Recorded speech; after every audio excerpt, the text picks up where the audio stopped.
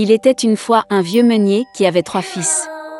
Quand le meunier est mort, il a laissé à ses fils un moulin, un âne et un chat. L'aîné a eu le moulin, le milieu a eu l'âne et le plus jeune a dû prendre le chat. Les frères aînés se moquaient de lui, mais le chat a promis qu'il enrichirait son jeune frère s'il lui donnait une paire de bottes et un sac. Le propriétaire a été surpris, mais a répondu à la demande du chat. Le chat a immédiatement enfilé ses bottes sur ses pattes arrière, a versé de l'avoine dans le sac, l'a jeté sur ses épaules et est parti à la chasse. Dans la forêt, il a ouvert le sac, l'a jeté par terre et s'est caché dans les fourrés. Il n'a pas eu à attendre longtemps. Un lièvre curieux a galopé vers le sac et y est monté pour se régaler d'avoine. Et le chat n'attendait que ça.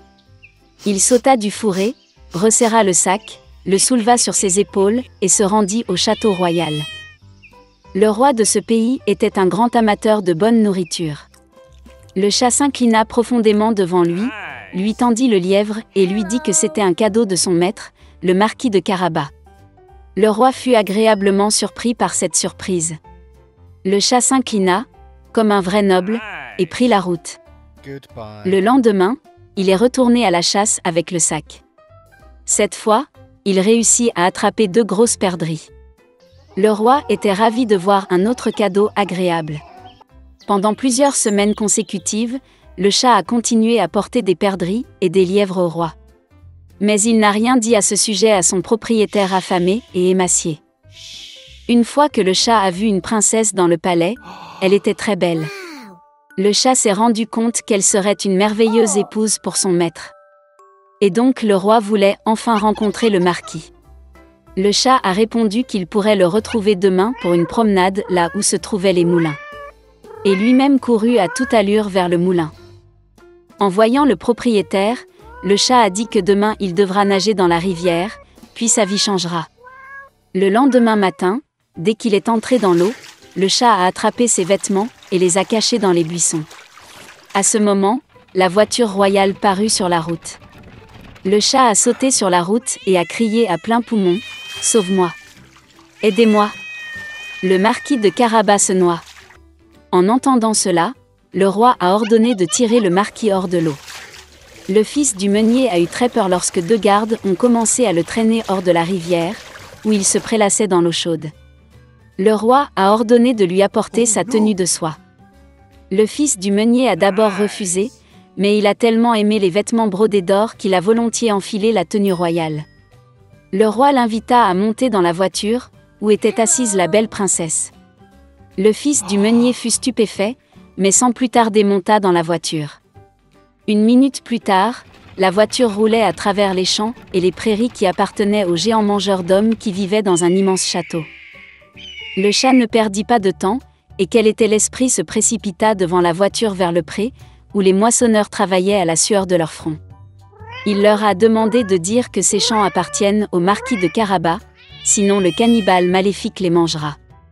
Avant que les moissonneurs étonnés ne puissent répondre, la voiture du roi s'arrêta. Et quand le roi demanda de qui il s'agissait, ils répondirent dans un chœur amical que ces champs appartenaient au marquis de Carabas. Pendant ce temps, le chat est allé directement au château du mangeur d'hommes. Avec une dextérité féline, il sauta par-dessus le mur de pierre et pénétra dans le château. Le cannibale était assis à une grande table chargée de divers plats. Voyant le chat botter, il fut très surpris d'une telle impudence. Le chat a commencé à taquiner le géant et a dit qu'il ne pouvait pas se transformer en lion. Avant que le chat n'ait eu le temps de prononcer ces mots, le cannibale s'est transformé en un énorme lion avec une crinière hirsute. L'âme du chat est entrée dans ses bottes par peur, mais il l'a surmontée et a dit que le cannibale ne pourrait jamais se transformer en souris. Le terrible lion a disparu et une petite souris est apparue à sa place. Et c'était tout ce dont le chat avait besoin. En un clin d'œil, il a rattrapé la souris, l'a attrapée et l'a mangée. À ce moment précis, la calèche royale pénétra dans la cour du château. Ouvrant les portes de la voiture, le chat s'inclina poliment et dit qu'il était heureux de voir tout le monde dans le château du marquis de Carabas. Il est difficile de dire qui était le plus engourdi de stupeur à ces paroles, le roi ou le fils du meunier, qui ne comprenait déjà rien du tout. Le chat a emmené les invités à table. À la fin du dîner, le roi, après avoir mangé au maximum, a dit que le marquis était en effet un homme très digne, donc il donnerait volontiers sa fille à sa femme. La princesse était heureuse, jeune, belle et d'ailleurs, elle aimait beaucoup le riche marquis. Bientôt, ils ont joué un mariage. Le fils du meunier épousa donc une princesse et devint prince. Ils ont tous vécu heureux pour toujours, en particulier le chat, qui arpentait fièrement le palais en bottes hautes. Il était une fois une jolie petite fille. Elle était gentille avec tous ceux qui ne la voyaient que. Mais elle était la plus belle et la plus chère de toutes à sa grand-mère, qui ne savait pas quoi donner à sa petite fille bien-aimée. Une fois, elle lui a donné un chapeau de velours rouge. Et comme ce chapeau lui convenait très bien et qu'elle ne voulait rien porter d'autre, ils ont commencé à l'appeler le petit chaperon rouge. Une fois, sa mère a demandé à apporter un morceau de gâteau et une bouteille de vin à sa grand-mère. Comme elle est malade et faible, ce sera à son avantage. Elle a ordonné à ma mère de ne pas fuir la route, sinon elle tomberait et casserait la bouteille, puis grand-mère n'obtiendrait rien. Et quand elle vient chez sa grand-mère, pour qu'elle n'oublie pas de lui dire bonjour. Le petit chaperon rouge obéit, prit les cadeaux et partit. Et ma grand-mère habitait déjà derrière la forêt, à une demi-heure de marche du village. Et dès que le petit chaperon rouge est entré dans la forêt, elle a rencontré un loup. La fille, cependant, ne savait pas de quel genre de bête féroce il s'agissait, et n'avait pas le moins du monde peur de lui. Elle l'a salué poliment. Le loup s'est également comporté très décemment, alors le petit chaperon rouge a dit au loup qu'elle apportait des cadeaux à sa grand-mère bien-aimée. Et pendant qu'elle racontait comment se rendre à la maison de la grand-mère, le loup se demanda comment il pouvait manger non seulement la vieille femme, mais aussi une jolie fille. Et puis le loup a pensé à montrer au petit chaperon rouge une immense prairie avec de belles fleurs. Le petit chaperon rouge, en regardant les nombreuses fleurs merveilleuses, a pensé que ce serait bien d'apporter à grand-mère un bouquet de fleurs fraîches, car cela lui plairait aussi. Oui, et s'est enfui de la route sur le côté, et a commencé à cueillir des fleurs.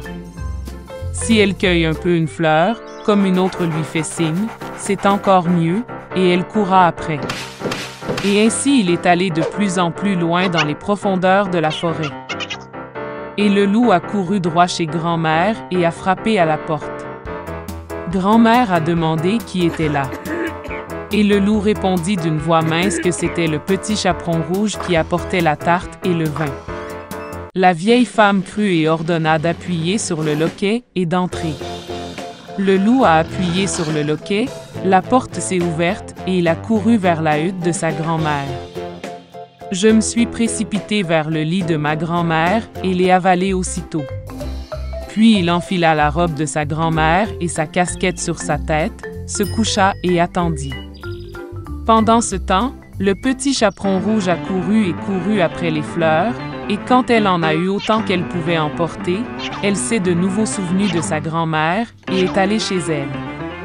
Elle a été très surprise que la porte soit grande ouverte, et quand elle est entrée dans la pièce, elle a appelé sa grand-mère.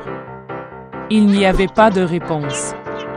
La petite fille s'approcha du lit et vit, grand-mère mentait, et elle avait tiré sa casquette sur son nez, et cela semblait si étrange. Le petit chaperon rouge a demandé avec étonnement pourquoi grand-mère avait de si grandes oreilles. Et le loup a répondu d'une voix de grand-mère pour mieux entendre. Puis le petit chaperon rouge a demandé pourquoi grand-mère avait de si grands yeux. Pour mieux te voir, répondit le loup. Et les bras sont si grands qu'il est plus facile à saisir. Et quand le petit chaperon rouge a vu la bouche du loup, et lui a seulement demandé pourquoi grand-mère avait une si grande bouche si méchante, le loup s'est jeté sur elle en criant « Pour que je puisse te manger ». Et comment il a sauté dessous la couverture et a avalé la pauvre fille. Ayant eu assez de cette façon, le loup se recoucha, s'endormit et se mit à ronfler autant qu'il le put. À ce moment-là, un chasseur passait devant la maison de la grand-mère, entendit des ronflements et se demanda si quelque chose était arrivé à la vieille femme qu'elle ronflait ainsi. Il entra dans la maison, alla vers le lit et vit que le loup y dormait. Et il chasse ce méchant depuis longtemps. Il voulait le tuer avec une arme à feu, mais il lui vint à l'esprit que le loup avait peut-être avalé sa grand-mère et qu'elle pouvait encore être sauvée. C'est pourquoi il n'a pas tiré, mais a ouvert grand la bouche de son loup et a vu un petit bonnet rouge y clignoter. Une fille a sauté de sa bouche et a dit que sa grand-mère était toujours là. Le chasseur ouvrit encore plus les mâchoires de son loup et la vieille grand-mère sortit derrière le chaperon rouge. Ils étaient ravis, ont commencé à embrasser et à remercier le chasseur. Ils ont décidé de donner une leçon à un loup rusé. Ils ont apporté de grosses pierres aussitôt que possible, les ont fourrées dans la bouche et le ventre du loup et l'ont emmené dans la cour. Et quand le loup s'est réveillé, il a vu le chasseur et était sur le point de s'échapper, mais ne pouvait pas supporter le fardeau des pierres et est tombé à terre. Cela ravit tous les trois, tandis que le loup se leva et traîna à peine son gros ventre dans la forêt sombre. Ils ne l'ont jamais revu. C'est ainsi qu'ils ont enseigné une leçon au loup rusé, et le petit chaperon rouge a décidé qu'elle ne désobéirait plus jamais aux ordres de sa mère.